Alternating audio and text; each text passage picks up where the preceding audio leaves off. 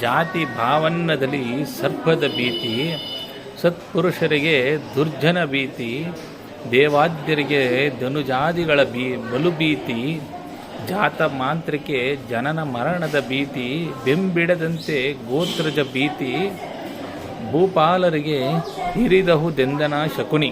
ಅಂದರೆ ಶಕುನಿ ಹೇಳುತ್ತಾನೆ, ಶ್ರೀಗಂಧದ ಮರದಲ್ಲಿ ಹಾವಿನ ಭೀತಿ, ಸಜ್ಜನರಿಗೆ ದುರ್ಜನರ ಹೆದರಿಕೆ, ದೇವತೆಗಳಿಗೆ ರಾಕ್ಷಸರ ಭೀತಿ, ಹುಟ್ಟಿದ ಎಲ್ಲ ಪ್ರಾಣಿಗಳಿಗೂ ಹುಟ್ಟು ಸಾವುಗಳ ಭೀತಿಯು ಹೇಗೆ ಹಿಂಬಾಲಿಸಿಕೊಂಡು ಬರುವುದು, ಹಾಗೆಯೇ ರಾಜನಿಗೆ ದಾಯಾದಿಗಳ ಭೀತಿಯು ತಪ್ಪುವುದಿಲ್ಲ ಎಂದು ಶಕುನಿಯು ದುರ್ಯೋಧನಿಗೆ ತಿಳಿಸುತ್ತಾನೆ.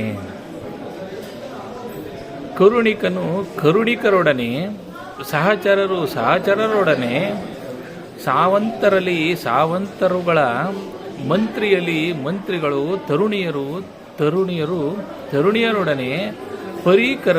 ಪರಿಕರರೊಡನೆ ಇರಲರು ಸೊರಸು ಮಿಗೆ ಮಸೆವುದು ಕಣ ಭೂಭೋಜನ ಕೇಳಂದ.